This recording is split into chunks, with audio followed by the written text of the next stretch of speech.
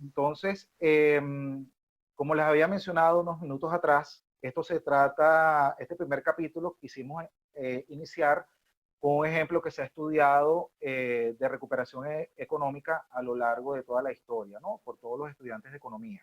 Se trata de las reformas implementadas por el señor que ustedes ven allí, a la derecha de su pantalla, que es el señor Ludwig Erhard. La mayoría de las ideas que nosotros vamos a exponer acá están plasmadas en su libro, que lleva por título Bienestar para Todos. Allí ven la portada de la edición de la Unión Editorial. Sin embargo, bueno, este es un libro que se ha editado varias veces a lo largo del tiempo, desde que salió la primera edición. ¿Quién fue Ludwig Erhard? Bueno, fue un economista que obtuvo su doctorado en economía en la Universidad de Frankfurt en el año 1925. Su pensamiento económico se puede decir que está adscrito a lo que se considera el ordoliberalismo o el pensamiento ordoliberal proveniente de la Universidad de Friburgo. ¿Okay? Era un gran desconocido porque él se negó en su momento a inscribirse en el partido nazi y por eso, digamos, fue marginado del sector académico alemán antes de la Segunda Guerra Mundial. ¿Okay? Y empieza ya a volverse una figura reconocida cuando es nombrado como asesor económico de las fuerzas de ocupación estadounidense en el año 45. La Alemania, ya lo van a ver en la siguiente diapositiva, la Alemania de posguerra fue dividida en 4 sectores, cada uno la empezó a administrar las naciones ganadoras de la Segunda Guerra Mundial. Luego en el año 48 fue nombrado como director general de economía de las zonas de ocupación británica y estadounidense. En el 48 esto era lo que se conocía como la bizona. Y luego finalmente se sumó el espacio de territorio francés cuando se unen las 3 zonas y a partir del año 49 es nombrado ministro de Economía. En este cargo estuvo desde 1949 hasta el año 1964 y es cuando implementa toda la serie de reformas económicas que vamos a ir exponiendo a lo largo de la noche y luego pasa a ocupar el cargo que tenía el señor Konrad Adenauer, que era el de canciller de la República Alemana. Este cargo lo ostentó desde el año 66 hasta el año 69.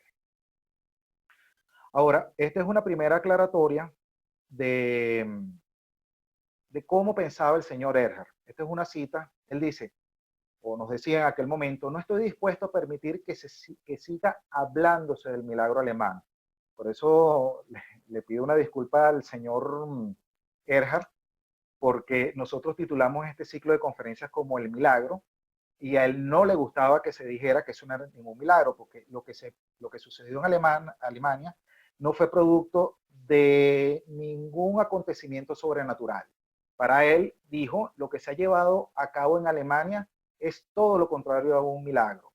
Es tan solo la consecuencia, y ahí yo me permití hacer unos subrayados, es tan solo la consecuencia del esfuerzo honrado de todo un pueblo que siguiendo principios liberales ha conquistado la posibilidad de volver a emplear iniciativas humanas. Entonces, de aquí podemos ir sacando cuáles son los pilares de este milagro. Por un lado, el esfuerzo de las personas, por otro lado, la aplicación de principios liberales y finalmente permitir que la iniciativa humana dé rienda suelta. Leonardo, creo que tenías unas reflexiones que querías compartir con nosotros al comienzo, ¿verdad? Sí, aquí hay una reflexión de Erhard que voy a leer. Está en inglés, pero voy a hacer mi mejor intento para traducirlo. Me disculpan si me equivoco. Esta cita viene del libro que Luis les acaba de mencionar y dice, casi inmediatamente la economía alemana volvió a la vida, los desempleados volvieron a trabajar, la comida volvió a aparecer en las tiendas y aquella legendaria productividad de nuestro pueblo fue destrabada nuevamente. En solo 2 años las industrias volvieron a comenzar a trabajar. Ya pueden continuar. Ok, perfecto. Bien, gracias, Leonardo. Vamos aquí a continuamos entonces. Ok, lo primero que quiero que analicemos es un mito que existe y que es fácilmente desmontable con el tema este de la división de la Alemania en dos sistemas distintos. ¿Ok? Siempre se ha argumentado que es posible que el progreso y el adelanto tecnológico dependa de razones bien sea de raza, bien sea de situación geográfica o bien sea de la idiosincrasia de un determinado país. Y el punto donde nosotros queremos hacer énfasis es que no depende de ninguno de esos tres factores ni de otros que se puedan argumentar, tipo, por ejemplo, las venas abiertas de América Latina por Eduardo Galeano, donde se argumenta que nosotros en América Latina somos pobres, bien sea por el saqueo español o luego por la intervención norteamericana. ¿No? A lo largo de todo este ciclo de conferencias que titulamos El Milagro, vamos a analizar que precisamente lo que permite que haya progreso y recuperación económica es el sistema socioeconómico y el sistema jurídico que impera en un país. No tiene nada que ver con cuestiones de raza, ni, por ejemplo, algunas frases que a mí me resultan, por un lado, odiosas y si se quiere mediocres. Por ejemplo, yo he visto algunas, por las redes sociales, alguna imagen de Marcos Pérez Jiménez, donde él tenía una frase, algo así, quería buscarla para colocarlo acá, pero no lo ubiqué de momento. Decía algo así como que uno tiene que ponerse el traje que le quede y que tenemos que hacer algo a la medida venezolana y que nosotros no somos suizos. Entonces, miren, efectivamente no somos suizos, pero quién quita que podamos llegar a ser mejores que los suizos. Y todo depende de que hagamos lo que se requiere para llegar a ser una mejor sociedad. Entonces, yo no estoy de acuerdo con ese pensamiento de este señor y creo que así como los alemanes se recuperaron, ya vamos a ver la situación en la que se encontraban, se recuperaron y lo que hicieron fueron unas sencillas reformas económicas y lo lograron, creo que también es posible que en Venezuela tengamos nuestro propio milagro, siempre y cuando se haga, por supuesto, lo que se debe hacer. Esto era para que estas láminas, es como para que se den cuenta de cómo se dividió la Alemania luego de la Segunda Guerra Mundial. Entonces, este mapa que ustedes ven es cómo quedó dividido el territorio alemán luego de la posguerra.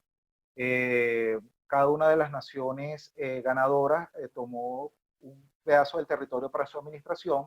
Estaba la zona británica, la zona soviética, la zona norteamericana y la zona francesa.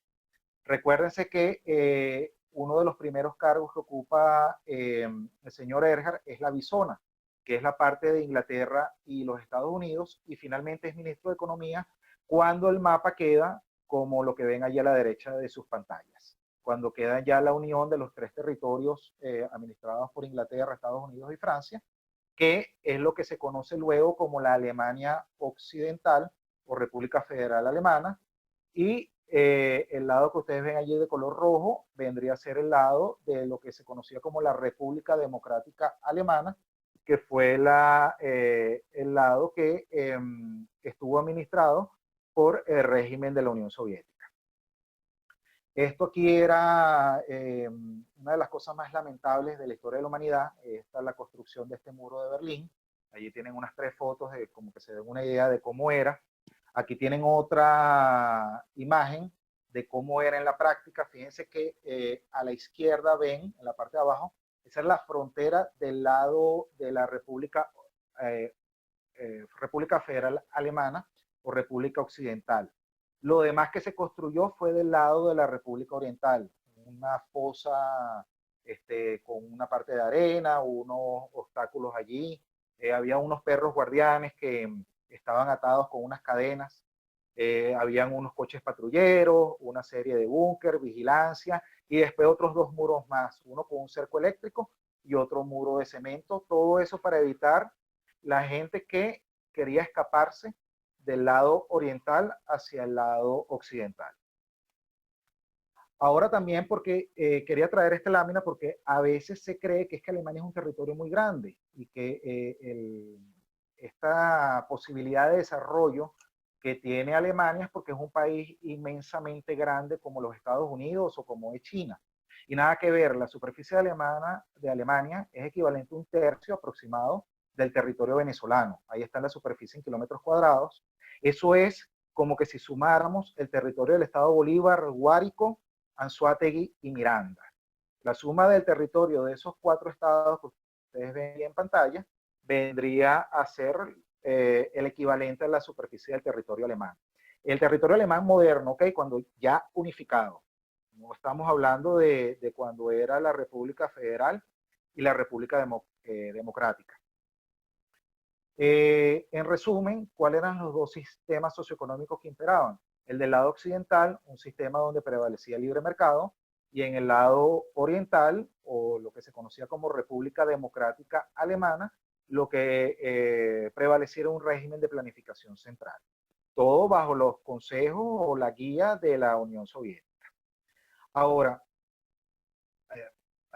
aquí había un error que tengo en la lámina, se lo había dicho a Leonardo que le iba a corregir y se me olvidó. Los 2 cuadritos que ven en la parte de abajo son inversos, ¿ok? Entonces, ¿qué les comento? En el año 53, ambas naciones, ambas Alemanias, ambas repúblicas, partían de aproximadamente unos $771 per cápita de Producto Interno Bruto. Al cabo de los años, hasta un año después de la caída del muro de Berlín, la República Occidental de Alemania tenía unos $24.395 por persona de Producto Interno Bruto.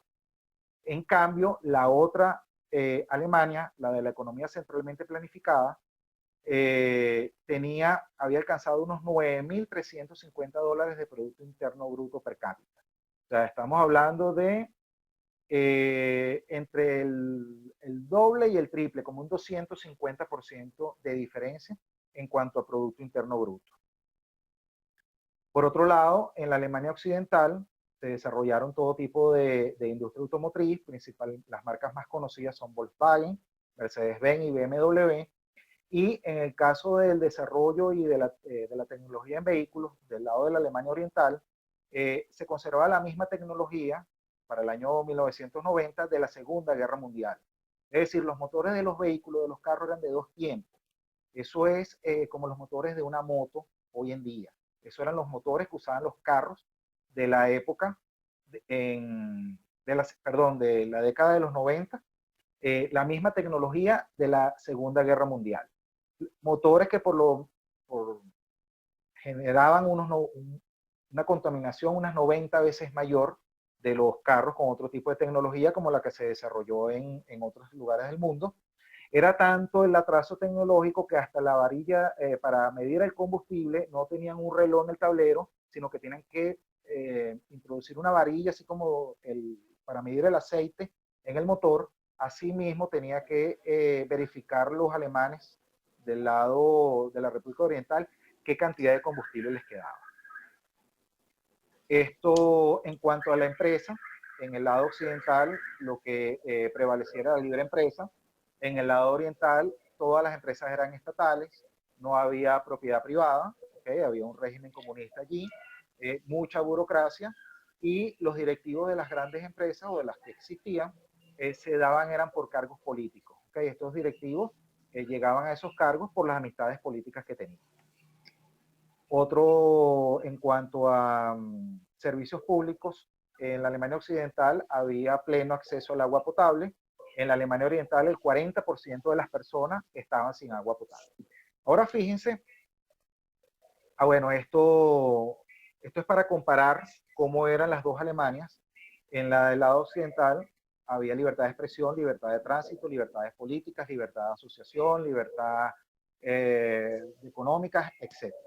En el lado oriental había restricción a todos los tipos de libertades civiles, libertades individuales, libertades políticas, de expresión, prensa, etcétera, etcétera, y por supuesto, limitación a las libertades económicas en un régimen donde no había la propiedad privada.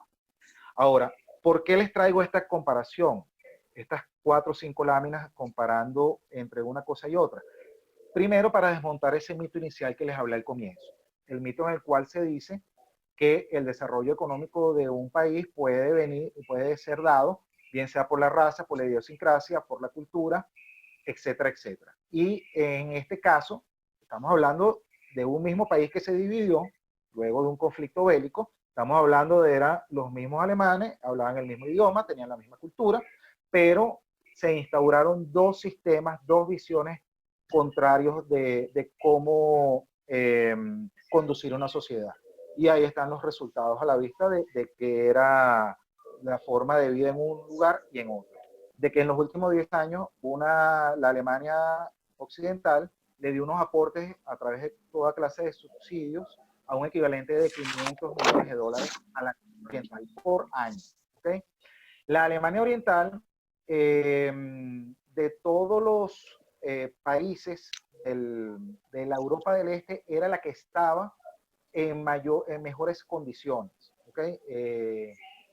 O sea que si esta era la condición de Alemania, con un atraso tecnológico tan grande de la Alemania oriental, imagínense la situación que podía estar padeciendo repúblicas como por ejemplo Polonia, Checoslovaquia, etcétera, etcétera. ¿Okay? Continuamos. Este es un resumen de en qué consistieron todas esas reformas al sistema socioeconómico. Primero, bueno, no vamos a negar la ayuda que recibieron por parte de las naciones ganadoras de la guerra, especialmente los Estados Unidos, que hizo el aporte del Plan Marshall. El Plan Marshall, antes del, previo al Plan Marshall como tal, los Estados Unidos dio un aporte de 1.500 millones de dólares. Y luego ya con el Plan Marshall, que ascendió a unos 10.000 millones de dólares para toda Europa, a la Alemania occidental le correspondieron de esos 10.000 millones de dólares, 1.620 millones de dólares. O sea que Alemania recibió una ayuda, si quieren, pongámosle el nombre de ayuda humanitaria, una ayuda para la reconstrucción por parte de los Estados Unidos de más de 3.000 millones de dólares. Pero lo más importante es las otras 5 condiciones que ustedes verán allí, porque en mi criterio, si ese plan Marshall no estuviese acompañado de las otras, esa ayuda se hubiese vuelto sal y agua, para decirlo en un término muy coloquial nuestro, ¿no? Entonces, lo primero es una reforma monetaria, ya la vamos a ver en detalle en qué consistió, ¿ok? Lo segundo fueron la eliminación de todo tipo de controles y precios que existían para la época, fueron casi paralelos las dos medidas que se hicieron, tanto la del cambio de la reforma monetaria como la eliminación de los controles. Que el otro elemento que ustedes ven allí es el de la constancia. Eso no es una reforma económica como tal, sino simplemente mostrar un poco lo que era el talante del señor Erhard, y él se formó una huelga general en noviembre del año 48, casi 6 meses luego de que iniciaron las reformas. Y él tiene un capítulo en el libro, un título, donde el título del libro dice no perder los nervios. Allí lo que el señor Erhard quiere explicar era que, mira, pese a toda la oposición que tuvo en contra, lo principal fue seguir hasta sus últimas consecuencias las reformas impuestas o las reformas implementadas, porque si no, no iban a dar resultados. Entonces me pareció interesante colocar el tema aquí de la constancia, el tema de no ceder en cuanto a la aplicación de las medidas para que pudiesen finalmente llegar al éxito. Esto, por eso es que está allí esa cuarta cuadrícula que ustedes ven. La quinta se trató de una reforma tributaria que también vamos a ver en qué consistía, y también oponerse firmemente a la expansión del crédito. Continuamos. Ok, entonces, el sistema económico, podemos decir que se pasó de una economía planificada a una economía del libre mercado. También fue una economía que desde bajo el gobierno de Adolfo Hitler apostó por la autarquía. La autarquía es esta economía en la cual se pretende solamente producir para satisfacer las necesidades internas. Por ende, es una economía que se desvincula del comercio internacional, y una de las cosas que que implementó el señor Erhard es precisamente vincular la economía alemana con el mundo e integrarla al mismo. Además de esto, también se pasó de una economía inflacionaria a una economía donde lo que privaba era la estabilidad en el nivel de precios. Además de esto, se entendía que los principales pilares de todas estas reformas eran un régimen competitivo y de estabilidad monetaria. La sociedad descansaba sobre las bases de los principios de mercado. También se entendía que la prosperidad de la sociedad no requería de que se aplicaran conceptos redistribuidores benéficos o un estado de bienestar, sino que por el contrario, lo que importaba era que la sociedad descansara sobre la base de principios de mercado y que bueno, que la economía mundial en general debía estar abierta, no solamente la economía de Alemania. Es por eso también que desde un principio Alemania comenzó a ser parte activa y si se quiere protagonista de todos los procesos de integración que se dieron en Europa. No es solamente la Comunidad Europea que conocemos modernamente, sino los otros dos organismos o instancias que se formaron previamente, que tenían otro nombre.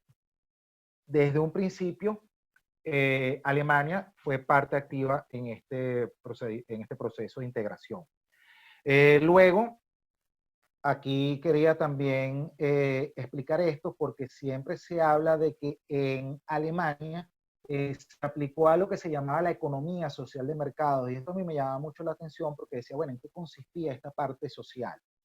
Y Erhard lo explica en su libro, en un capítulo, y entonces más o menos dice que el Estado asumió el compromiso de corregir los resultados distributivos que genera el mecanismo de mercado. ¿Pero cómo? ¿Ok? Porque se puede decir, se puede entender que una economía social de mercado es donde el Estado tiene una acción social para con la ciudadanía, para con su población.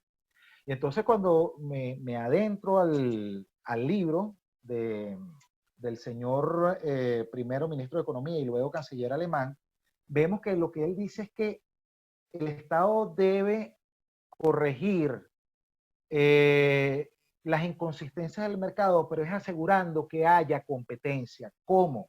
A través de la emisión de una ley antimonopolios y que evite la formación de carteles. Entonces, cuando estamos hablando de en qué consistía el pensamiento ordoliberal, podemos llegar a la conclusión que es que la tarea del Estado es mantener la competencia libre y que bienestar para todos significa que haya bienestar mediante la competencia. De todos modos, aquí hay una definición que Erhard expone en el libro y dice, la economía social de mercado no implica la libertad de los empresarios para eliminar la competencia por medio de convenios del tipo de carteles. ¿Ok? Para Erhard lo que veía él era que la única acción que tenía que hacer el Estado para evitar, para influir en la economía del país era evitando que se conformaran los carteles para que un grupo económico tuviese privilegios por encima de los demás e impusiera al resto sus condiciones. ¿Ok? Entonces sigue la cita. Por el contrario, implica la obligación por parte de los empresarios de granjearse el favor del consumidor por aquello que rinda y realicen competencia con el concurrente. ¿Quién es el concurrente? Los otros competidores. Y una cita final, la libertad es y sigue siendo un todo indivisible. No cabe defenderla o censurarla según determinados fines de pura conveniencia. Es decir, si la libertad es un todo indivisible, eso implica que dentro de ella está contenida la libertad económica. Y para Erhard lo importante de la libertad económica, de la libertad como un todo, es que la economía estuviese abierta, ¿ok? Fíjense que acá dice el segundo párrafo que les coloqué allí en la lámina, el polo opuesto de la libertad económica viene representado por la consecución de cualquier forma de poderío económico. Para Erhard, cuando alguien iba a ostentar ese poderío económico, cuando un grupo económico o bien conformara un monopolio o bien se cartelizara con otros grupos económicos para establecer esas distorsiones del mercado que son los oligopolios u otras formas de, de una economía no abierta. Luego, Erhard dice que el legislador tiene que tener un papel. El primero es mantener la competencia perfecta en la medida más amplia posible. El segundo impidiendo la explotación abusiva de las posiciones de poder en el mercado sobre aquellos mercados en que no puede establecerse la competencia perfecta, ¿ok? Porque aquí se entiende que hay unos mercados que son complejos para que haya múltiples oferentes de determinado producto.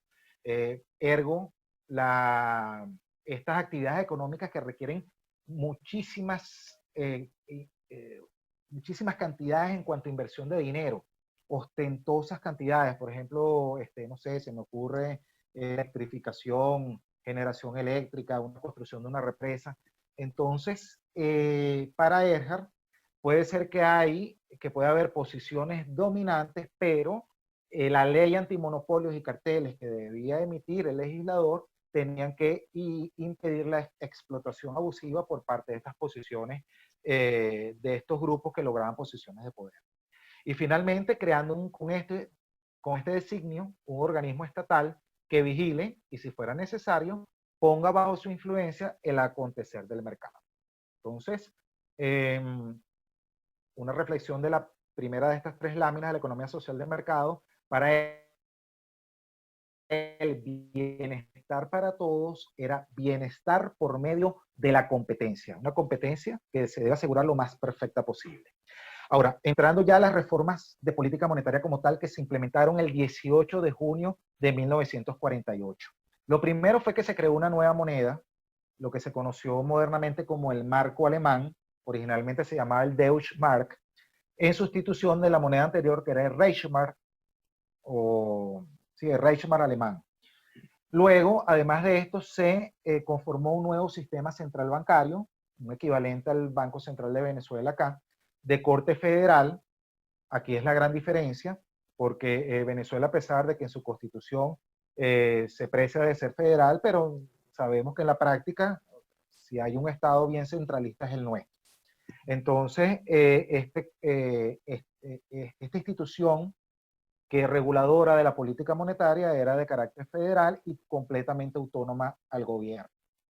La paridad establecida fue de 3,33 DM o Deutschmark o marcos alemanes por cada dólar americano, y al comienzo cada ciudadano alemán recibió un subsidio de unos 40 marcos en efectivo, que a los 2 meses lo incrementaron a 60 marcos alemanes por mes. Luego, los depósitos bancarios de familias y empresas y ahorros, o sea, lo que estaba depositado en los bancos, no se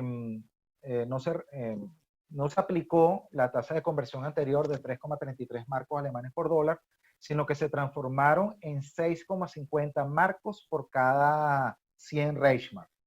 Y las deudas privadas se convirtieron en un marco alemán, en un Deutschmark, por cada 10 Reichsmark.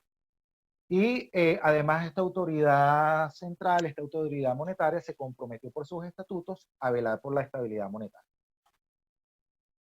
Luego, unos días después, recuérdense que la reforma monetaria era el 18 de junio, el 7 de julio de ese mismo año, ni siquiera 30 días después, la reforma monetaria se acompañó de la reforma en todas las ordenanzas que establecían controles o precios máximos, ¿ok?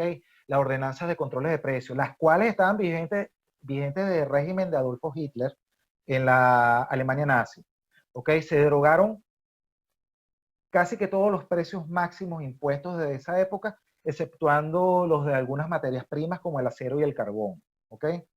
Fue lo único que no se derogó, los precios máximos, y esto también debido a la oposición que tuvo Ludwig Erhard, porque no creamos que toda esta serie de reformas contaron con la aprobación del pueblo alemán. Por eso es que le decía que Erhard tituló uno de los apartados de uno de sus capítulos "No perder los nervios", porque hasta hubo una huelga general por parte de muchos factores, sobre todo los sindicatos en Alemania. Los empresarios también estaban en contra de estas reformas, ¿ok?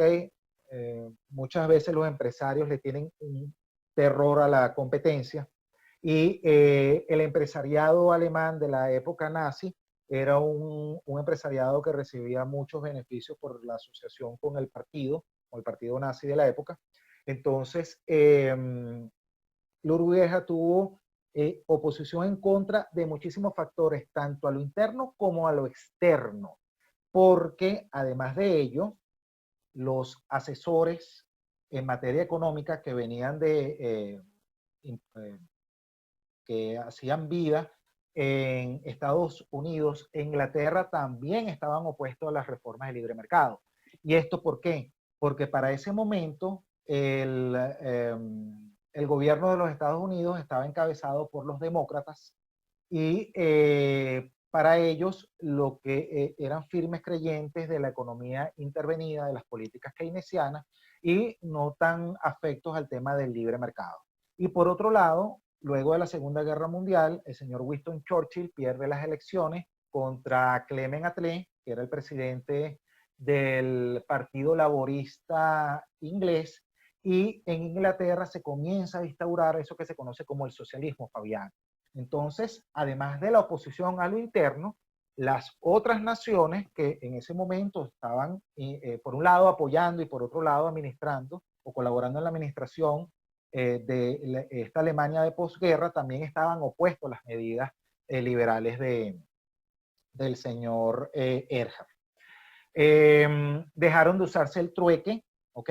Ante la devaluación enorme que tuvo el Reichsmark, la moneda anterior al marco, la gente empezó a intercambiar mercancías y además de esto empezaron a utilizar café, chocolate y cigarrillos como moneda más confiable que incluso el mismo Reichsmark.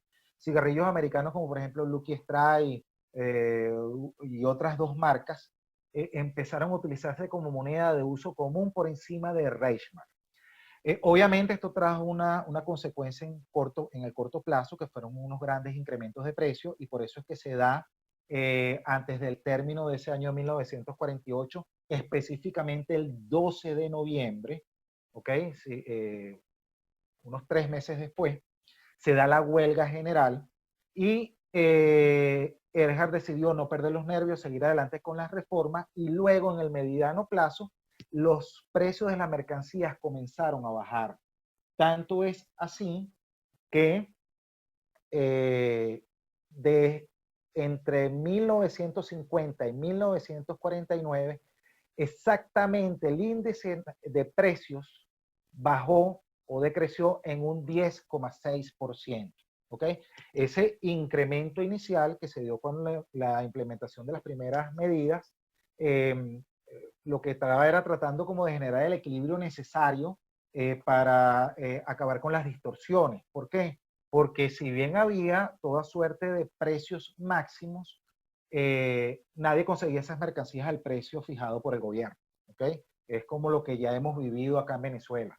El gobierno fija un precio máximo, las mercancías obviamente se desaparecen, muchas veces esos precios máximos son fijados incluso por encima del costo de producción, y lo que empiezan a surgir son una serie de mercados negros. A mí me va a hacer un poco de ruido el tema de mercado negro, porque precisamente lo que busca el mercado es alcanzar el equilibrio que se requiere. ¿Ok? Entonces, en lo concreto, en solo un año, los precios bajaron en un 10,6%. Además de esto, los sueldos también comenzaron a subir. Por ejemplo, ya al cabo de un año ya se logró la reducción del horario laboral. Y por otro lado, también el costo por hora. En junio del 48, el valor por hora, el promedio era de 0,99 marcos alemanes por cada hora de trabajo. Para diciembre del año 48, ya se había incrementado el salario a 1,13 marcos alemanes por hora. ¿Okay? Entonces, estas reformas dieron sus frutos hacia el mediano y largo plazo con la formación de una situación de plena competencia, de una competencia perfecta. Las leyes del mercado empezaron a dar el resultado previsto por Erhard, que fue que los precios iban a bajar y por otro lado los salarios iban a comenzar a subir. Además de esto, también la productividad se incrementó. La productividad para el año 30, en 1936, tomando como base el año 36, para junio del 48, desde el año 36 al 48, la productividad se incrementó en un 62,8%. En diciembre se incrementó hasta el 72,8%. Y ya en junio del 49 llegó a el 80,6%. Es decir, solo tomando el periodo desde junio del 48 a junio del 49, en un solo año, hubo casi un incremento del 30% en la productividad. Ahora, con respecto a las reformas fiscales, hubo una reducción en los gravámenes fiscales y en el impuesto sobre la renta. También se logró, o Erhard implementó una reducción del gasto público de modo de lograr el equilibrio fiscal, y también era contrario al tema del endeudamiento. También era, allí también desatendió los consejos que la gente le estaba diciendo, que incluían cosas como que, mira, si no expandimos el crédito, la gente, los norteamericanos nos van a cortar el plan Marshall y no nos van a seguir dando aportes. Y Erhard era el que decía, mira, yo prefiero el tema de incrementar la economía real de mi país y salvaguardar el valor de la moneda y no expandir el crédito ni generar un endeudamiento. En cuanto a los efectos que tuvieron estas reformas económicas, el Producto Interno Bruto creció un 8% anual, el sector industrial creció más que el Producto Interno Bruto general, el sector industrial creció en un 11%, entre 1950 y 1960 crecieron en 6,5 millones los puestos de trabajo, la tasa de desempleo pasó de un 11 al 1,3%, y no solo benefició a los alemanes, sino que también estas reformas económicas lograron que se importara del extranjero mano de obra, ¿ok? En el año 73, la mano de obra extranjera llegó a ser un 11% del total. Es decir, 2,5 millones de trabajadores que estaban ejerciendo funciones en Alemania no eran nacionales de ese país, eran extranjeros. Por otro lado, las exportaciones, el componente dentro del PIB, recuerden que el Producto Interno Bruto se compone en esa ecuación está sumada el consumo, está sumado la inversión, está sumado el gasto público y el neto de la balanza comercial, que son las exportaciones menos las importaciones. Bueno, solamente la cifra de las exportaciones pasó de un 10 a un 20%. Esto, bueno, yo lo había dicho, aumentó la tasa salarial. Las exportaciones alemanas, de un 3% del total mundial que había en 1950, subieron en solo 10 años, en 1960, a un total del 9,7% del total de las exportaciones mundiales. La balanza de pagos, por supuesto, dejó de ser deficitaria y pasó a tener superávit. La inflación pasó de esa situación inflacionaria con el reinado de Reichsmark, en donde se volvió a la economía de trueque y a usar los cigarrillos, el café y los chocolates como moneda de curso legal. Bueno, no moneda de curso legal, la moneda utilizada por los ciudadanos alemanes. La inflación pasó a un 1,1% anual. Además de esto, en 1961, Alemania logró reevaluar su moneda nacional, el marco, con respecto al dólar, y además se logró la plena competitividad y la disminución en el nivel de precios. Ya esto es una gráfica, esto es lo que se conoce como la torta del PIB, esto es ya las cifras actuales. Si no me equivoco, esta es del año 2018. Allí pueden ver que a su mano derecha está el componente dentro del Producto Interno Bruto total, el Producto Interno Bruto mundial, el 25% lo hace los Estados Unidos, China es la segunda potencia económica, todo el Producto Interno Bruto mundial, el 15% es chino, Japón tiene un 4,87% y Alemania vendría a ser el cuarto productor del Producto Interno Bruto, valga la redundancia. Un 4,63% es el Producto Interno Bruto alemán. Fíjense que toda Europa es lo que ven allí en color verde, y la economía más grande de Europa es la de Alemania. Luego le sigue la de Reino Unido y muy de cerca la de Francia. Entonces, fíjense cómo dieron resultado al cabo de las décadas estas reformas implementadas por Ludwig Erhard, siendo Alemania casi que en los actuales momentos la cuarta economía del mundo. Luego aquí tenemos, esto es una gráfica del índice de complejidad económica elaborado por la Universidad de Harvard. Está en línea, allí pueden colocar el país que quieran. Yo coloqué aquí el de Alemania, por supuesto, porque es el caso que estamos estudiando. Esto es para el año 2017. Fíjense cómo en cuanto a exportaciones, ven en la parte de arriba donde hay unos datos, dice el total de exportaciones, es 1.75 trillones de dólares. Está en el ranking, en el tercer puesto de 138 países estudiados por el índice de complejidad económica de la Universidad de Harvard. Y lo que ustedes ven allí, que son diferentes colores, son los rubros que hay. Ok, estamos hablando de que es una economía totalmente diversificada. Allí, en la parte de abajo de todos los cuadros de colores, está cuáles son los grandes rubros, ¿no? Está la tecnología, vehículos, petróleo, energía, materias primas, química, industria, sector textil. Los principales sectores de la economía son estudiados en el índice de complejidad económica. Solamente para comparación, quiero que vean el mismo índice de complejidad económica para Venezuela. Aquí, fíjense cómo el 77% de las exportaciones son de petróleo crudo y el 9,71% derivados. Vean lo poco diversificada que está nuestra economía, precisamente por aplicar cualquier tipo de medidas económicas, menos las que tienen que aplicar los países para poder desarrollarse. ¿Ok? En este caso, los resultados que pudimos ver en la economía alemana. Ahora, para aterrizar un poco, ya ahora a Venezuela, eh, nosotros de la Sociedad Bastiat creemos que lo primero que tenemos que tratar de favorecer es el tema de la gobernanza, que nosotros creemos que Venezuela, para que pueda salir adelante, debe no garantizar la gobernabilidad, porque la gobernabilidad es un concepto que depende más solamente de la acción de gobierno. Aquí cuando hablamos de gobernanza, la sociedad civil la ciudadanía tiene un papel protagónico también en este proceso de reconstrucción. Y eso solamente se da si se combina, y fíjense que es un triángulo equilátero, porque creemos que deben ser sus lados equivalentes, ¿ok? Debe haber una igualdad de condiciones en cuanto a los tres aspectos: el aspecto político, el aspecto económico y el aspecto social.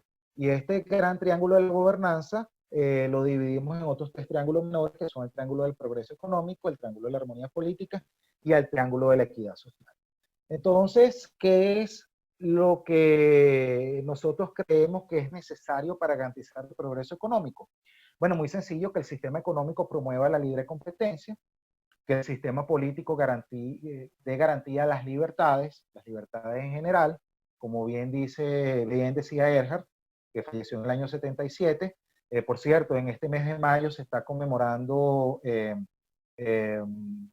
un año más de su muerte. Él murió en mayo del año 77, serían creo que unos 43 años de la muerte de Erhard. Este señor decía que la libertad era un todo indivisible, y que debería garantizarse todo en su conjunto, ¿ok? Para que no nos pase, por ejemplo, con otros países que han ensayado con el tema de las libertades económicas, por ejemplo China y Singapur, pero que creo que tienen unas deudas pendientes con respecto a las libertades políticas individuales y civiles. Entonces, el sistema político debe garantizar las libertades como un todo, y además el sistema jurídico debe garantizar el respeto irrestricto a la propiedad privada, porque si no, nadie va a querer venir a invertir ni en este ni en ningún país que no aplique lo que está graficado o plasmado aquí en este triángulo. Luego, esta armonía política, nosotros creemos que para que haya armonía política debe garantizarse el principio de autonomía y separación de poderes. Creemos que la sociedad civil debe tener un papel más protagónico en el tema de la escogencia de la sociedad política, ¿ok? no nos parece que la sociedad política debe tener cheques en blanco, ¿ok? Creemos que eh, esto luego lo podemos a futuro en otras ponencias detallarlo un poco más, pero creemos que la sociedad civil es la que debe marcar la ruta a la sociedad política. Y también, por supuesto, bueno, la descentralización por un lado, como primera herramienta del derecho administrativo, aunque nosotros más bien aspiramos a una forma de Estado distinta, a un Estado de tipo federal, eh, y no creemos que es que las competencias deban de estar o las facultades en manos del poder central y que por una concesión haga un proceso de descentralización. O sea, nos inclinamos más al modelo federal, pero creemos que profundizar en el proceso de descentralización puede ser un buen primer paso. Y además de esto, bueno, también creemos que la cogestión de ciertas funciones con los particulares es imprescindible. ¿Okay?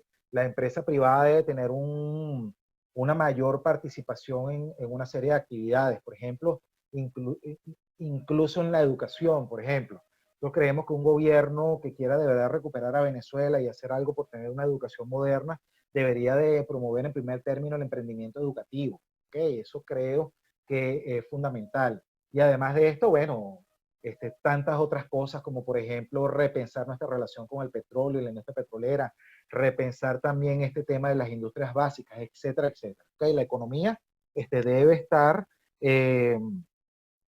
impulsada por los particulares para que sea eficiente y para que haya unos resultados como los que obtuvo Alemania. Luego, además de esto, para que haya equidad social, hacer la hoja de ruta del señor Erhard, que era este tema del bienestar para todos, el bienestar a través de la competencia, y creemos que es imprescindible lograr la despaternalización estatal.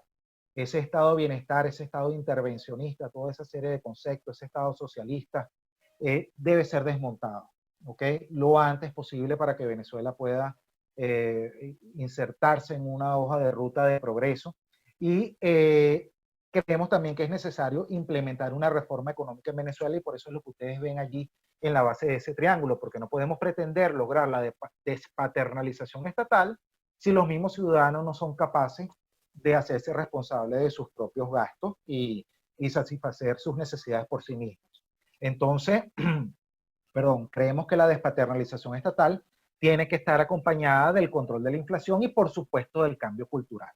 Porque si nuestra población cada vez que va a asistir a las urnas electorales lo va a hacer votando por aquella persona que más populista es, aquella persona que ofrece más y no por la persona que garantice un entorno político y económico adecuado, seguiremos en el mismo problema, en el círculo vicioso. Entonces es imprescindible el cambio cultural y de allí nuestro grano de arena como think tank o como tanque de pensamiento. ¿Okay? Nosotros lo que hacemos es promover ideas como estas para tratar de buscar ese cambio en la cultura. Recordemos que la cultura es la forma de pensar, sentir y sobre las ideas. ¿Okay? Y la batalla que nosotros damos como ONG es esa, la batalla, el tema de las ideas. No sé si hay alguien allí que estaba interviniendo, se le metió el sonido. Bueno, sigo adelante. También creemos que en Venezuela es posible implementar una economía para el desarrollo. Una economía para el desarrollo se da cuando se combinan eficientemente 4 elementos y no son imprescindibles que estén los 4, porque vean que el primero de ellos no abunda, por ejemplo, en economías como las asiáticas, y sin embargo, se han dado ejemplos de recuperaciones económicas aceleradas, incluso se han conocido como economías emergentes, la de los tigres asiáticos, que ese es otro de los eventos, de las conferencias que tendremos en este ciclo, el milagro. Primero los tigres asiáticos, los de la década del 60 y 70 del siglo pasado, como fueron Taiwán, Singapur, Hong Kong y Corea del Sur. También vamos a analizar lo que se conoce como los nuevos tigres asiáticos a futuro en este ciclo, en los cuales está, por ejemplo, Vietnam, está Myanmar, está Malasia, y otra que no recuerdo, son 4 también que son considerados los nuevos tigres asiáticos, o incluso lo que se conocen como los leones africanos o economías emergentes del continente africano. En donde está, por cierto, un país que padeció un episodio también muy lamentable de exterminio por razones étnicas, que fue Ruanda. Ruanda actualmente, con las reformas económicas implementadas, es conocida como un león africano. También, esto es un adelanto de lo que veremos a futuro, disculpen la digresión, analizaremos porque es importante qué vamos a hacer con la política monetaria en Venezuela, con la reforma económica, y no sé si será el segundo o el tercer evento que vamos a analizar, es el caso argentino. No creo que en Argentina todavía haya operado un milagro económico, pero me parece interesante que analicemos el caso argentino por el tema de la libre convertibilidad o la caja de conversión que se implementó en la década de los 90 del siglo pasado. Por eso es que nuestro invitado de Argentina nos va a exponer el caso argentino, porque esa puede ser una medida de política monetaria para implementar en nuestro país, ojalá que en el futuro cercano. Entonces, ya volviendo a lo que ven en la lámina, los 4 elementos no son necesarios. Ya vimos, como ya les dije, en Asia no hay abundancia de recursos naturales, aquí en Venezuela sí, pero si eso lo combinamos eficientemente con una mano de obra calificada, unas buenas inversiones de capital y avances tecnológicos, por supuesto, obviamente nos vamos a recuperar. Mientras más eficientemente hagamos esta combinación, mucho mejor será. Ahora, como inversiones de capital, ¿quién va a venir a invertir en un país socialista? Bueno, hay que darle las condiciones al entorno necesarias para que se genere la confianza, ¿ok? Entonces, ¿cuáles son esas condiciones del entorno? En primer término, respeto a la propiedad privada. Segundo, tiene que haber un gobierno con límites, no puede haber un gobierno tan injerencista, un gobierno interventor, un gobierno que se meta en absolutamente cada una de las cosas. Tiene que ser un gobierno que apenas ponga algunas cuantas reglas de juego y nada más funcione como un árbitro en tal caso, si se quiere darle ese papel, pero no como un actor económico. Eso de un gobierno o esas empresas estatales que fabrican celulares, que hacen computadoras, extraen petróleo, venden verduras en los mercados, eso es incompatible con una nación que quiera desarrollarse. Además de esto, tiene que ofrecerse seguridad jurídica a esos inversionistas, tiene que haber, por supuesto, una moneda sólida, por lo cual, repito, es imprescindible una reforma monetaria en Venezuela, bien sea con una sustitución de moneda, como hicieron los alemanes, el caso que vimos acá, bien sea con una caja de conversión, como por ejemplo hizo Argentina y que vamos a ver a futuro en este ciclo, que también, por cierto, la caja de conversión también fue implementada ha sido implementada en otros países, alrededor de unos 10, ¿ok? Empezando por el mismo Hong Kong, que también en algún momento hizo una caja de conversión, y por eso va a ser un tema a analizar acá. Y finalmente, por supuesto, libre mercado. Esas serían las 5 condiciones que se requieren para que se pueda atraer inversiones. Y ya para finalizar, en mi caso, luego Leonardo también va a darle unas palabras. La pregunta es, bueno, ¿y cuántas personas van a hacer eso? O sea, se requiere que todos los venezolanos, todo y cada uno de los venezolanos haga este cambio cultural. Y aquí la reflexión, quizás que a mí me llena de esperanza cada vez más, es la de este historiador inglés, el señor Arnold Toynbee, que tiene un libro que se llama Un estudio de la historia, y él dice que de la historia de las grandes civilizaciones de la humanidad, unas 24 casos concretos que él explica, se origina por un pueblo que ha pasado por un problema gravísimo como una guerra, un problema gravísimo como un desastre natural, una situación de sometimiento a esclavitud por parte de otro país, etcétera, etcétera, que ha significado un estímulo o presión lo suficientemente fuerte para que alguien genere una acción creadora y se conforme una minoría que dé respuesta y lleve adelante todas las acciones necesarias para que esa creación de respuesta se materialice, y que por efecto mimético la mayoría se pliega a ellas. Entonces, lo que a mí me llena de esperanza, y es este trabajo que nosotros hacemos en la Sociedad Bastiat, no es el aspirar a que los 30 millones de venezolanos conozcan a Ludwig Erhard y hagan lo que Erhard hizo, sino que cada vez se vayan organizando más personas con la claridad que se requiere para que se organicen y hagan lo que se necesita para implementar una serie de medidas como estas. Entonces, eso es por lo cual nosotros hacemos este trabajo.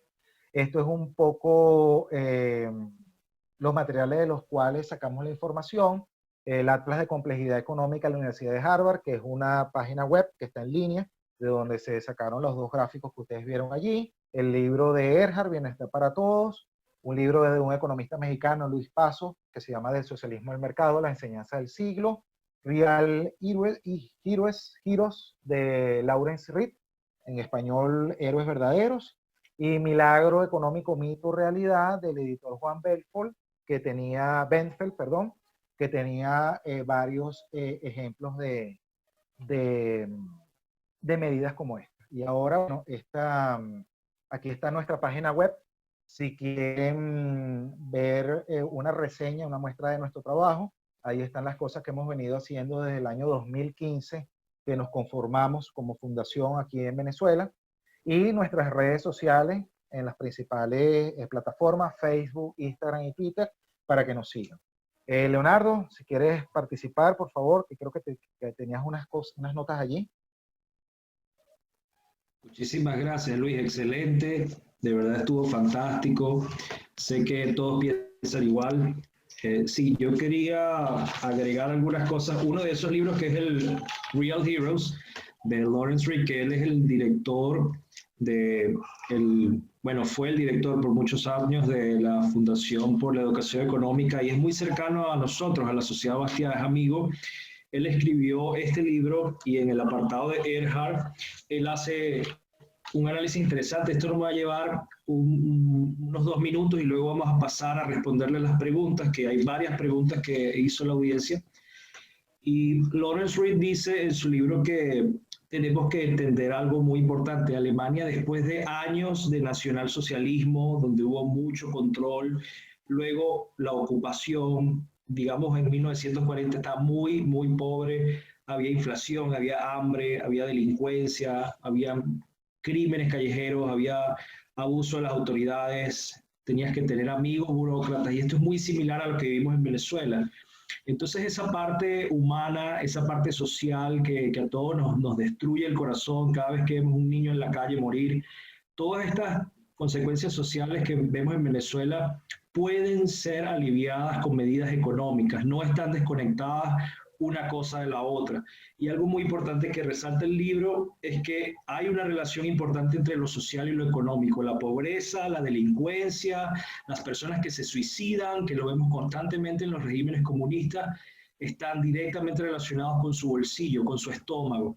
Otra cosa interesante que él dice allí es que más que patriotismo, porque muchas veces se exalta que los alemanes son un pueblo que trabajó muy duro por esto y que ellos como pueblo, como tú bien mencionabas, algo cultural, más que patriotismo fue un tema individual, cada quien trabajando por lo suyo, cada quien trabajando por su familia, con optimismo, con esperanza, con fe. Esto es lo que produce realmente los cambios generales a gran escala. No es, digamos, que el pueblo alemán tuvo una suerte de empuje nacionalista, empuje místico, en que todos se unieron de forma colectiva. Fue, digamos, una búsqueda del bienestar individual de cada persona, lo que lo logró. Otra cosa que menciona Lawrence Reed aquí, muy interesante, es que la ayuda humanitaria internacional y el gobierno fue muy importante, pero solamente al principio. Y si bien se hacen medidas de asistencia y medidas de pequeñas redistribuciones, esto es algo que se hace muy a corto plazo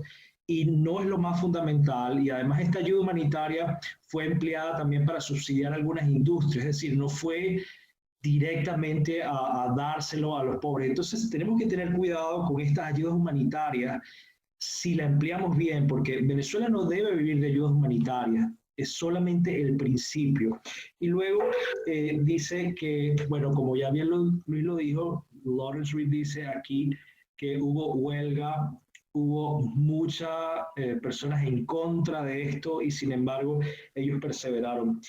Entonces yo espero que esta conferencia les haya gustado. Vamos a tener un ciclo, vamos a estar hablando del caso del milagro japonés, vamos a hablar de Asia, vamos a hablar de África, vamos a hablar incluso de algunos pequeños casos que hemos tenido en América Latina, de algunas naciones que han hecho algunas cosas interesantes y de verdad los vamos a seguir esperando. Son bienvenidos, pueden invitar a más personas.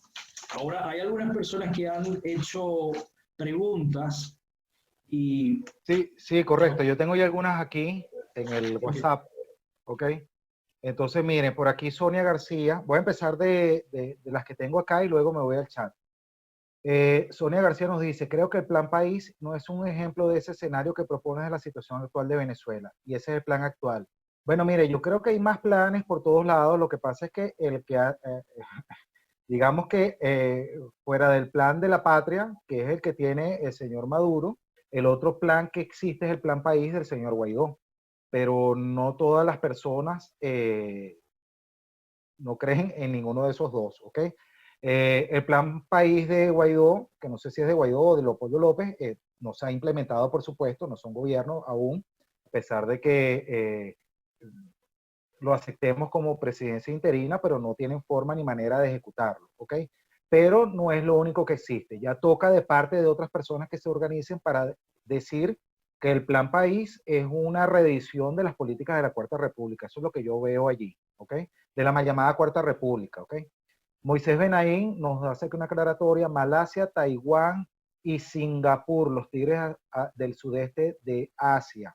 Ok, sí, Taiwán y Singapur de los antiguos, de los nuevos serían Malasia, Myanmar, creo que es el otro, y Vietnam, me falta otro. Sin el tope Japón y Corea del Sur. Japón nunca fue considerado como un tigre asiático. Ese mote de tigre se le dio a las economías emergentes. Ok, la economía de Japón es un gigante, o sea, es una economía consolidada, por eso no creo que no le cabe el término de tigre porque no hace referencia a una economía emergente. Ok, Japón, según la gráfica que vimos allí del Producto Interno Bruto, es la economía que viene después de China, es la tercera, y la cuarta, Alemania. Sonia dice, el estado de bienestar es una política de la Unión Europea. ¿Cómo puede Alemania ser un líder en eso unión si su política es no subsidiar a la sociedad? Mire, hay unas cosas que son comunes a la Unión Europea y otras en las cuales cada país tiene la administración de sus propios recursos. Entonces, el caso europeo no, o sea, hay que analizarlo con más detalle. Tiene sus bemoles, ¿ok? No, no es tan así como digamos que generalizar que porque hay unos países que tienen un estado de bienestar más profundo que otros, Alemania debe estar inmersa en ella. Tanto es así que fíjense el tema del Brexit, en el cual, a pesar de que Inglaterra formaba parte de esa unión, de esa comunidad de corte económico, no utilizó el euro como moneda. Ellos conservan aún su libra esterlina. Suecia también, la moneda más, hasta donde yo sé, es la moneda más firme del mundo, es la corona sueca. Suecia forma parte de la Comunidad Europea hasta donde tengo entendido y tampoco utiliza el euro. ¿Ok? De todos modos, esto también puede ser interesante, también un análisis a futuro del tema de la Comunidad Europea, de repente apoyándonos en alguien que sea de allá, de Europa, o haciendo una investigación con alguien de algún profesional internacionalista con los cuales tenemos buenas relaciones. Rancés dice, para desmontar este aparataje socialista hay que ir desde el aspecto educativo y cultural. Esto se lleva muchos años. Bueno, a ver, yo no creo que Erhard haya primero educado a toda la población alemana y esperar que pase una generación para que implementarlas. Erhard se aseguró de ser nombrado ministro de Economía con allí él lo cuenta como una anécdota que el canciller, que vendría a ser el equivalente a la señora Angela Merkel en el presente, en el canciller de la época, que era el señor Konrad Adenauer, también se oponía a algunas medidas de Ludwig Erhard. Recuerden que el señor Adenauer, que era el canciller, Él era del Partido Socialdemócrata Alemán, ellos eran los que promovían la economía social de mercado, y Erhard era un funcionario de ese gobierno, pero él era totalmente liberal, ¿ok? Que era de la escuela esta ordoliberal, la escuela de pensamiento. Entonces, mira, quiero reafirmar aquí también el tema de la reflexión que les traje aquí con Toynbee. O sea, no se requiere que eduquemos a toda la población. Se requiere que una minoría clara de lo que hay que hacer se organice y llegue al poder. ¿Ok? Y los demás, bueno, no les tocará otra que montarse en esos patines, porque bastante que hace falta poner en los patines, porque ya el mundo nos dejó atrás. Ok, con esto solamente la respuesta en la Guerra Fría, la Alemania Occidental se toma en cuenta los estudios. Eckhart no es Erhard. Okay, Erhard, sí, correcto, y aquí lo corrigió la persona. No sé, aquí, a ver, la Guerra Fría era más que todo, era el tema sobre quién dominaba el mundo y era el conflicto entre la Unión Soviética y los Estados Unidos de Norteamérica, luego los que estaban como satélites, no sé, esto yo no lo veo tan vinculado al tema Guerra Fría. Obviamente, cuando ya empieza el proceso de colapso de la Unión Soviética, y, y el proceso de perestroika implementado por Mikhail Gorbachev y el proceso de Glasnost, que fue el de acabar con ese oscurantismo que había sobre la vida en la Unión Soviética, esto con este colapso y también con la salida por parte de Rusia, de la Unión Soviética, por Boris Yeltsin y también por, no recuerdo, los presidentes de Ucrania y Bielorrusia, obviamente esto influyó a la caída del muro de Berlín en el año 89, ¿ok? Y finalmente la unión en el año 1990 de estos dos territorios alemanes en uno solo. Rancés pregunta, ¿qué posibilidad hay en que los precios de los productos de mercados venezolanos se pongan a los precios del mercado internacional para evitar la especulación de los precios y la inflación? Esto es una transición. Mire, definitivamente sí. Yo lo que creo es que hay una distorsión en la economía. Los precios que se han fijado con esta moneda nacional están totalmente alejados de la realidad mundial y así no se puede acabar con las distorsiones. Pero así como también hay que equilibrar o también hay que hacer lo propio con el mercado laboral, ¿ok? O sea, es insostenible esa tasa salarial de unos 4 o 3 dólares por mes. ¿Okay? Eso es una esclavitud en términos modernos. Entonces, yo lo que creo es que así como hay que hacer una derogatoria de muchísimas leyes de controles, también hay que hacer lo propio con el tema laboral. ¿Okay? La ley orgánica del trabajo no favorece la estimulación del mercado laboral y eso es algo que estas personas que tienen que estar claras deben implementar también. Una reforma de corte laboral. Por aquí dice alguien, ¿se puede tener acceso a esta presentación? Sí, y también cuando el Internet de Venezuela lo permita, esta sesión se está grabando y la colgaremos en nuestro canal de YouTube. Allí la pueden ver y también si gustan, bueno, también se la enviamos e incluso estamos a la orden de repetirla en sus espacios. ¿Ok? Si ustedes tienen alguna organización en la cual hagan parte, hagan vida, algún centro de estudio, alguna fundación, alguna ONG, incluso una organización política que ustedes quieran que expongamos estas medidas que sirvieron para que Alemania se recuperara, estamos completamente a la orden. Esa es nuestra esencia. ¿Okay? Voy a ir aquí ahora a algunas cosas que estén en el chat. Moisés Benaín dice, está de acuerdo conmigo, hay que lograr una minoría preparada, tome el control, haga los cambios necesarios para la estructura constitucional, renueven los poderes y por supuesto lo que les hablé del triángulo, ¿okay? El tema de ese principio de autonomía y separación de poderes, ¿okay? Algo de lo que hablaba Montesquieu en su libro del espíritu de las leyes, ¿okay? Solo el poder pone freno al poder y hay que implementar un sistema de controles y contrapesos. Eso es fundamental. Eso es la esencia de una verdadera democracia, ¿ok? Una separación de poderes. Más allá de que se vote 50.000 veces por año. Eso no es ninguna democracia en realidad, ¿ok? Abraham, ok, le gusta, qué bien, ok, sí, organízalo, Abraham. De hecho, Abraham, en la Escuela de Estudios Políticos lo hicimos el año pasado. Lo vas a ver en las fotos que vas a ver en el blog, a través de una alianza que hicimos con uno de los grupos políticos estudiantiles. Allí hicimos esta presentación parecida. El título era otro, era el benchmark, creo, si mal no recuerdo, el benchmark para la recuperación de Venezuela, pero muchas de las ideas que expusimos aquí el día de hoy ya fueron expuestas en la Escuela de Estudios Políticos, pero hay que volverlo a hacer, indudablemente. ¿Ok? Sí, seguridad jurídica, lo dice Moisés.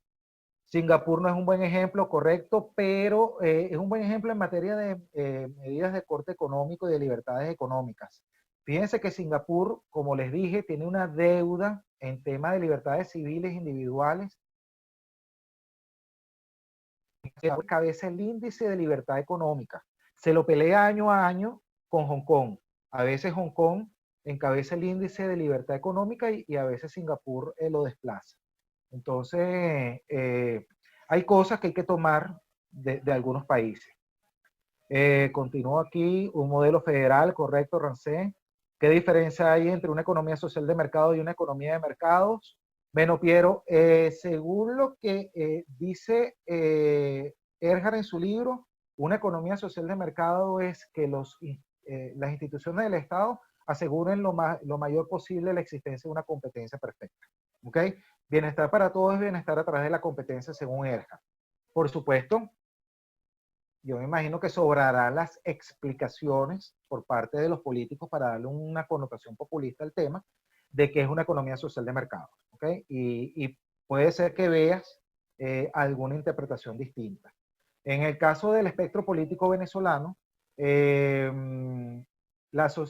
por un lado estaba el socialismo, que tradicionalmente estoy hablando de Cuarta República hacia atrás, estaba el MAS, Movimiento al Socialismo, Partido Comunista de Venezuela, el Partido Comunista, la socialdemocracia la encarnaba y la democracia cristiana, que se ascribe a la economía social de mercados, aunque no creo que como Erhard, la encarnaba Copey. ¿Ok? Y luego, bueno, por ahí estaba un poquito de una visión un poquito más de derecha, URD. Entonces, ¿cuál es la diferencia? Hay una economía social de mercado y una economía de mercado. Bueno, en la economía de mercados, Piero, yo, por lo que yo conozco, debe haber la menor intervención posible por parte del Estado, ¿ok? Ni siquiera con organismos que aseguren la competencia. ¿Cuál es el riesgo con esto? Que puede haber una tendencia a la conformación de monopolios, ¿ok? ¿Por qué? Bueno, por lo que les dije, hay algunas sectores de la economía que requieren muchísimas inversiones de dinero y el que más dinero tiene y que esté dispuesto a invertirlo puede obtener una posición de poder o de privilegio por encima del resto. Ok, por aquí dice ok, Moisés, la misma. El cambio de Venezuela necesariamente requiere una nueva constitución, totalmente de acuerdo, Pedro Ovidio. Pedro Ovidio Montilla, creo, o Montal, no sé, está tapado el nombre. Pedro Ovidio, sí, ok. Con esta constitución que tenemos, la del 99, no se puede avanzar mucho en una economía de mercados, ni tampoco con la del 61, ¿ok?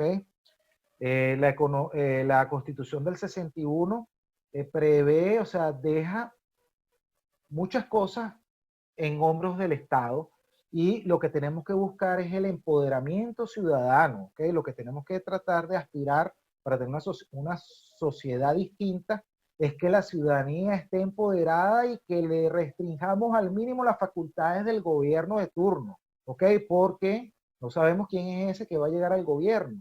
Y como los buenómetros no existen, o sea, nosotros no tenemos una maquinita para saber quién es bueno, quién es malo, nosotros no podemos darle cheques en blanco a alguien. Entonces, el que vaya a ejercer el gobierno debe estar lo más limitado posible. Y en la medida que menos haga el gobierno, más hace el ciudadano. ¿Ok? Si nosotros le damos, o sea, le trasladamos nuestro beneficio, la búsqueda de nuestro propio bienestar, la satisfacción de nuestros propios intereses a un tercero, mira, yo creo que los resultados no van a ser los mejores. El modelo checo es estupendo, dice Gabriel de Sousa. Los países bálticos también fueron grandes avances en materia política y económica. Bueno, estas sugerencias les pido por favor, lo que sepan de ejemplos mundiales que sean dignos de incluir en este ciclo. Somos abiertos a recibirlo. Háganos la sugerencia por correo, por favor. Para nosotros será muy bueno porque nos permitirá alimentar este trabajo, ¿ok? Como les mencioné, vamos a hablar de los tigres asiáticos, los anteriores, los nuevos, los leones africanos. Vamos a hablar de Estonia, por ejemplo, que es un modelo interesante. Vamos a hablar también de la Inglaterra de Margaret Thatcher, que la Inglaterra de Margaret Thatcher fue el cual le hice referencia, que se implementó con Clement Attlee y, la obtención del poder por parte del Partido Laborista inglés, ¿ok? Eh, ok, gracias Gabriel con esa sugerencia del que nos puede ayudar con de la Unión Europea. Por favor. En la Guerra Fría, la Alemania Occidental se tomó en cuenta los estudios de Erhard. Es claro, o sea, Erhard fue el ministro de Economía desde el año 49 hasta comenzando la década del 60. Y luego fue canciller de la República Occidental. Sí, claro que se tomaron en cuenta sus medidas. ¿Qué posibilidad? Esto creo que ya lo respondí, sí, lo de Ramsés, sí. Japón resurgió después de 2 bombas atómicas. Bueno, o sea, sí, pero las bombas atómicas en general no fue que las bombas atómicas destruyeron todo Japón. O sea, las bombas atómicas sí fueron un lunar en la historia bélica estadounidense, ¿ok? Y es indudable el daño que se hizo. No lo quiero minimizar, pero tampoco quiero maximizarlo, ¿ok? Tampoco quiero con esto que se diga que Japón fue arrasado por 2 bombas atómicas, ¿ok? Lo que fue arrasado con 2 bombas atómicas fueron 2 pequeños pueblos que fueron Hiroshima y Nagasaki. Lo que vamos a analizar fue lo que se hizo en Japón para efectivamente recuperarlo. ¿Y qué fue lo que se hizo efectivamente para recuperarlo? Unas ideas que cambiaron el paradigma tecnoeconómico en la economía japonesa, que es lo que se llamaba la administración de la calidad, que eran unas ideas de 2 norteamericanos, que por cierto en Estados Unidos no les hicieron caso, que eran Edward Deming y Dave Huran. Las ideas de estos 2 norteamericanos, ellos dieron una serie de conferencias en Japón, fueron recibidos y en Japón, algo así como Erhard presentó sus ideas en Alemania, estos 2 norteamericanos presentaron sus ideas en Japón, Japón lo implementó y creo que eso es una de las razones por lo cual Japón dio, sí, calidad total, allí lo está diciendo Víctor inmediatamente. Calidad total es un paradigma tecnoeconómico posterior, ¿ok? Primero vino el de la Administración para la Calidad, luego tengo entendido que vino el de la calidad total, que sustituyó ese de Administración para la Calidad, que era como un control estadístico de la calidad, nada más satisfaciendo en primer término lo que querían los clientes. La calidad total va un paso más allá, y después viene un paradigma nuevo, que es el que prevalece bueno, aquí dice Six Sigma, ¿ok? Luego viene un paradigma nuevo, que es el del mejoramiento continuo. Viene a ser el tercero, y este Six Sigma puede ser el cuarto, ¿ok? Laos, correcto, Marta, ese es el cuarto ejemplo de nuevo tigre asiático. Alemania llegó a ser potencia gracias al ordoliberalismo, con la economía social de mercados. Según yo diría que sí, o sea, fue gracias a la idea de Erhard, entendiendo la economía social de mercados como está plasmada allí. Ok, cuidado con eso de economía social de mercado e interpretaciones posteriores, como las que se puedan hacer acá. Porque yo he escuchado mucho en varios sitios, en varios espacios en Venezuela, sí, hagamos economía social de mercado y se repite como loro. Ajá, bueno, pero ¿qué significa eso? ¿Con qué se come eso de economía social de mercado? Rance, bueno, nos felicita aquí, nos dice que es muy instructiva, gracias, estamos a la orden, esperamos seguirlos viendo. Ignacio se lo haga pregunta, ¿está previsto analizar el caso de Hong Kong? Sí, no sé si por separado o juntos, dependerá de la extensión, ¿ok? Eso nos lo dirá el tiempo cuando ya avancemos en ello. Las que vienen son Caja de Conversión de Argentina y Japón, ¿ok? Ya como para finales de junio, quizás julio, vendrá Tigres Asiáticos y ahí no sé si será el caso de Hong Kong analizado con los otros 3 países. ¿Por qué no hay en Venezuela un partido con ideas liberales? Al parecer son todos socialistas blandos y duros. Bueno, Pedro Rubén Martínez, sí hay ejemplos de partidos que se ascriben tienen ideas liberales. Hay movimientos también, no llegan a partidos, pero hay otras organizaciones políticas que sí. Yo creo que el movimiento liberal está creciendo cada vez más. Hay cada vez más personas que se están ganando estas ideas. Incluso yo he ido a exposiciones en ambientes netamente académicos y ya en la sociedad académica está hablando del tema de la economía de mercados, ¿ok? Entonces, yo creo que este cambio verdadero, estructural de sistema puede venir de cerca, porque no es lo mismo un cambio de gobierno, en donde salgamos de lo que están para meternos con otros socialistas, que un cambio de sistema. Al que yo aspiro es un verdadero cambio de sistema, no tanto un cambio de gobierno. ¿Okay? No es continuar, no es volver a la cuarta, porque la cuarta trajo la quinta. ¿Ok? Eh, a ver, creo que ya todas estas respuestas, preguntas están. Vamos a ver, por aquí hay 25 nuevas. ¿Ok? Omar, sí, a la orden. El caso Alberdi en Argentina es tan o más significativo que la caja de conversión de Caballo. Por supuesto que sí. Sí, Víctor. ¿Ok?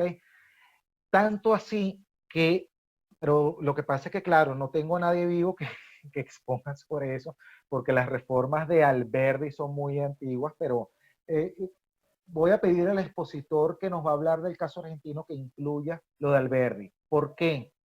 Porque creo que es Juan Bautista Alberdi que se llama, las reformas implementadas por él lograron que el Producto Interno Bruto per cápita de Argentina llegase a ser superior que el de los Estados Unidos. ¿Okay? Por supuesto, así como nosotros tuvimos a Chávez, Argentina tuvo a Perón y a Evita. Y entonces el peronismo y el evitismo eh, todavía están generando sus efectos al sol de hoy. Víctor, Argentina fue primera potencia mundial. Bueno, se pudiese, no sé si primera, pero sí, lo que pasa es que para hablar de una potencia yo creo que es un análisis bien grande, o sea, hay que incluir varias cosas. Por un lado, en lo económico indudablemente sí, okay, Argentina, como les digo, superó el Producto Interno Bruto de los Estados Unidos. Pero también hay muchas cosas que analizar, ¿no? Para hablar de cuál es la primera potencia. Está lo militar, por un lado, está lo económico, están las perspectivas a futuro, está la posibilidad de crecimiento, ¿ok? Entonces, entonces o sea, no quisiera decir que sí, la primera potencia. Era una potencia, indudablemente que sí, y con las reformas de Alberdi. Por supuesto, llegó el peronismo y bueno, ya saben lo que hasta el sol de hoy pasa. Por favor, envíen emails con recordatorios para las próximas ponencias. Sí, miren, una de las razones por la cual queríamos asegurar que ustedes hicieran su reserva por correo es para poderles tener sus direcciones, para incluirlas en las bases de datos y que les lleguen nuestros, ¿cómo que se llama? Nuestros boletines. En los boletines hacemos una reseña de las cosas que hemos hecho durante los meses precedentes y hacemos las invitaciones a los eventos próximos. No se vayan a salir de este grupo que se creó, o que de todos modos se los voy a enviar al correo la próxima, porque en este grupo de WhatsApp que se creó para esta ponencia no se incluyó mucha gente. Okay. Ok, hubo otra que yo, sí, correcto, Víctor, en los inventarios justo a tiempo, es parte de lo que se implementó con las reformas, para cambiar el paradigma tecnoeconómico en Japón. Tienes razón, Víctor. ¿Por qué hay reservas de llamarlo capitalismo?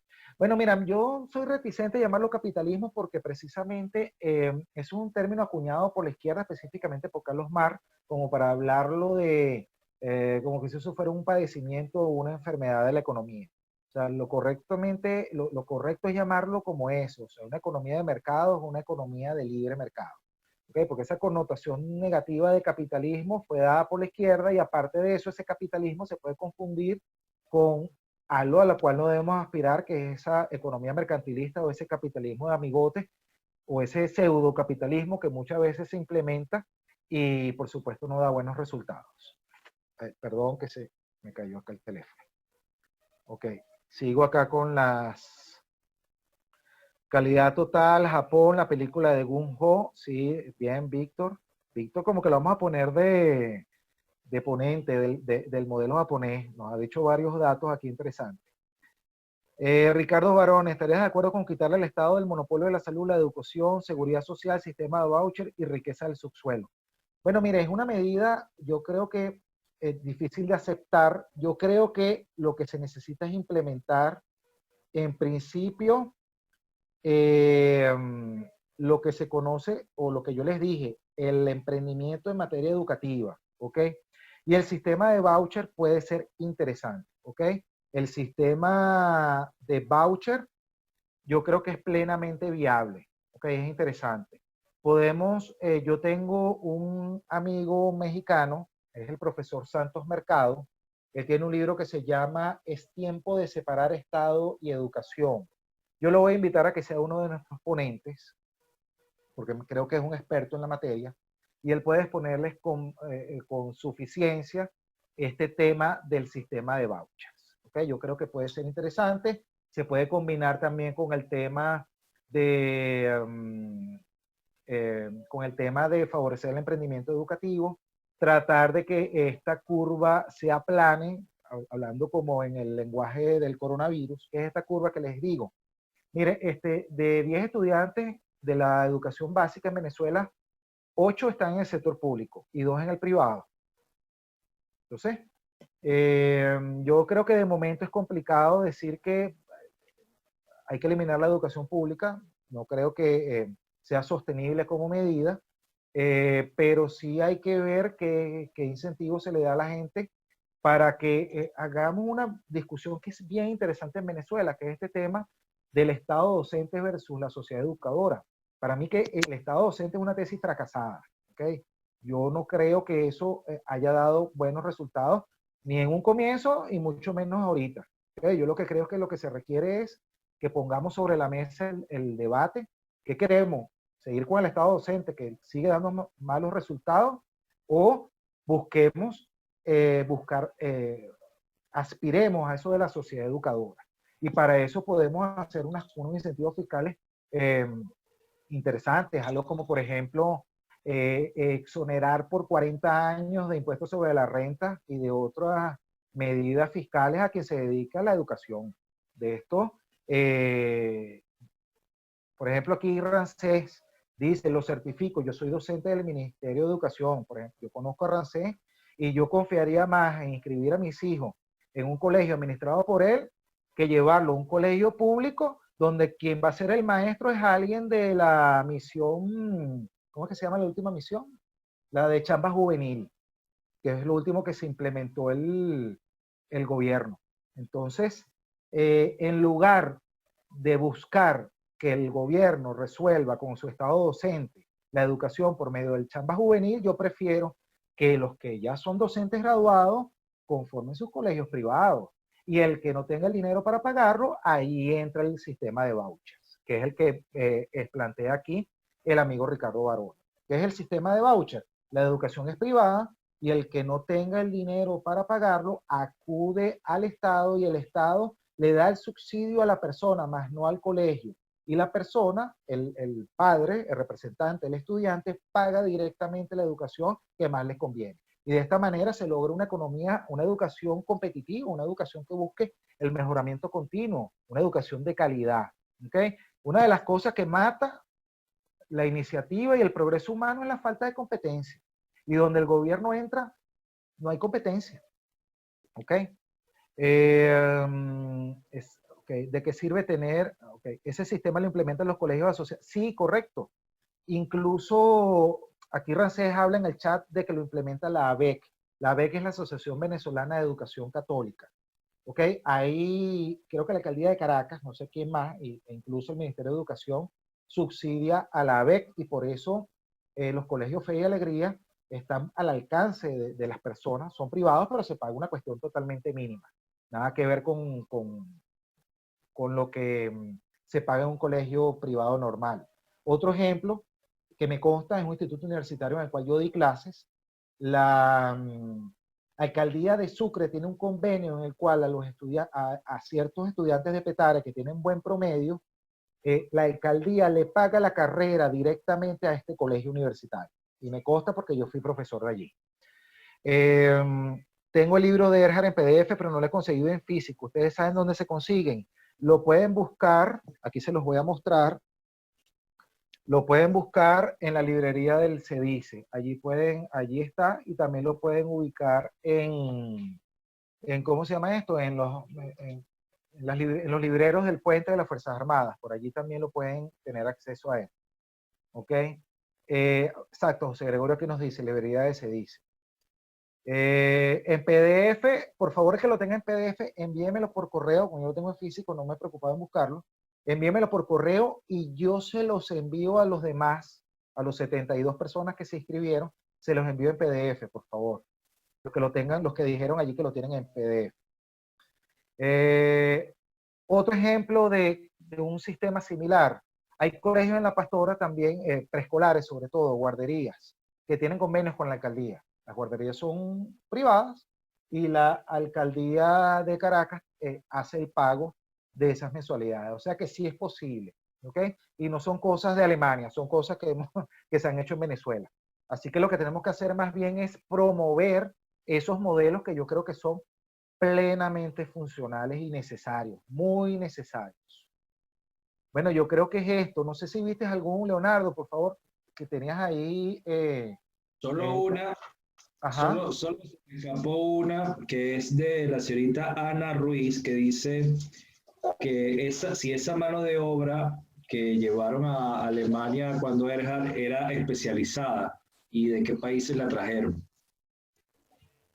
Oye, no, me agarró fuera de base, la verdad no lo sé, solamente donde lo mencionó, decía que se importó mano de obra de otros países, ¿ok?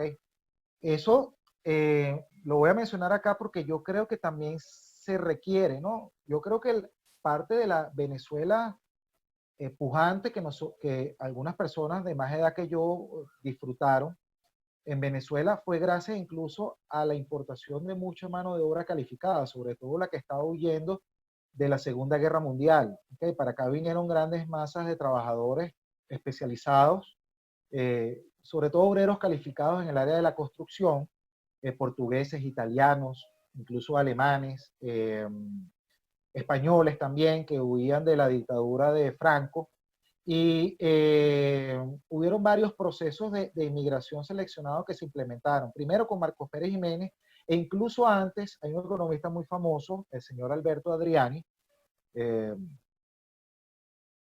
Bueno, no voy a hablar de Alberto Adriani para no extender porque ya tenemos mucho tiempo, pero Alberto Adriani en sus ideas, él hablaba de ese tema de lo necesario que era abrir nuestras fronteras, ¿ok?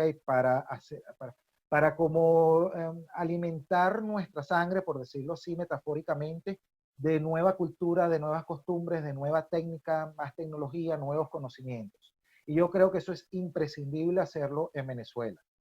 Claro, es complicado con un territorio, en un país que tiene varias ciudades en el ranking de las 10 ciudades más inseguras del mundo, donde hay más delincuencia, como son Barquisimeto, Caracas y creo que Maracaibo, la otra, donde hay, pero yo creo que en esa nueva Venezuela que debemos empezar a reconstruir, deben establecerse algunas zonas de libre mercado, quizás como un plan piloto, hacer algo como, por eso interesante el modelo de Hong Kong, algo como las reformas que hizo al final de la década de los 70 Deng Xiaoping, con eso de un país, dos sistemas. Y yo creo que nosotros podemos idear un Hong Kong en Venezuela, una zona de libre mercado. Yo después, de todos modos, les voy a enviar un artículo que escribí donde dije eso, ¿ok? El título del artículo es un Hong Kong un Hong Kong en Venezuela.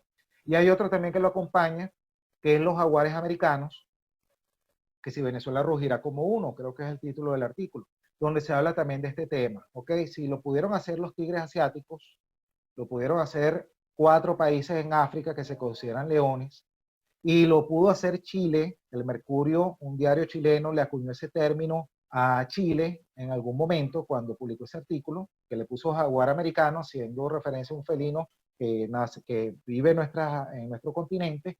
Yo creo que Venezuela es necesario que pegue un rugido como un jaguar. Entonces, bueno, creo que es todo, amigos. Hay 5 millones de venezolanos formándose o fogueándose en el exterior. Totalmente, Moisés. Lo que pasa es que no necesariamente esos 5 millones de venezolanos volverán. Entonces, tenemos también que tener los pies en la tierra y trabajar con lo que hay al momento. Y lo que hay que hacer es, o sea, rescatar ese tema de la meritocracia, ¿no? Ese tema de eh, enterrar los antivalores, la mediocridad, todo lo que prolifera acá. Jesús Pelay, espero la pueda traer a los becarios de Abba Carabobo. Claro que sí, con todo el gusto del mundo. Recuérdense que los amigos de Abba Caracas son grandes aliados nuestros. Y ya yo lo he conversado con la directora del programa, con varias personas, y creo también que con la directora, una vez de Carabobo, la vi en el IESA y le hice referencia. Mira, nosotros tenemos un trabajo que hemos hecho con Abba Caracas y también queremos llevarlo a Carabobo, ¿ok? Y entonces estamos completamente a la orden, no solo a Abba Carabobo, a todo el que acá tenga un trabajo en alguna institución, organización, centro de estudios, incluso en su comunidad, en su casa, ¿ok? Estamos con total disposición de hacerlo. Bueno, Leo, ¿alguna otra cosa que quieras decir? Bueno, yo creo que ya el tiempo apremia. Nosotros vamos a estar colocando esta ponencia del profesor Luis López en YouTube y también a través de todos sus correos. Bueno, ya Luis lo dijo, les vamos a estar enviando los próximos eventos. Posiblemente dentro de 2 semanas vamos a tener el próximo. Estén alertas también a las redes sociales para que vean los flyers y por supuesto cualquier información la pueden hacer llegar a través de el correo fundacionbastiat@gmail.com. Muchísimas gracias por venir. Espero que nos acompañen, quédense en el grupo de WhatsApp y que sigamos generando amistad y debate en el ciclo. Sí, volví a colocar rapidito la última para que vean allí cómo, ay, no está el correo. Ah, bueno, sí, está en el flyer, dice fundacionbastiat@gmail.com. Todos los que están acá están en la base de datos, pero también para que nos sigan la pista por la página web y por las redes sociales, Facebook, Instagram y Twitter. ¿Ok? Sí. Abraham, en uno de los correos está el link para que te sumes al chat de WhatsApp. Bueno, es todo entonces. Muchas gracias, amigos, por estar acá presentes. Y bueno, espero que sean todos los que están acá partes de ese proceso de reconstrucción de Venezuela de una forma más protagónica, de una forma activa, ¿ok? Y más ahora que, bueno, que ya tienen en sus manos este conocimiento y el conocimiento que vendrá a futuro, ¿ok? Porque aquí voy a hablar algo muy coloquial. El agua tibia está inventada, ¿ok? Eso de inventamos o erramos que se implementó aquí, si tú inventas algo malo, lo que vas a hacer es errar. Entonces yo creo, me quedo con el otro dicho, el de el agua tibia está inventada, y si Alemania lo pudo hacer y los demás países que vamos a nombrar acá como ejemplo, yo creo que nosotros tenemos la capacidad para hacerlo. Entonces, bueno, amigos, muchísimas gracias y espero seguirlos viendo próximo. No se pierdan, manténganse en contacto, por favor. Estamos en contacto entonces. Hasta luego.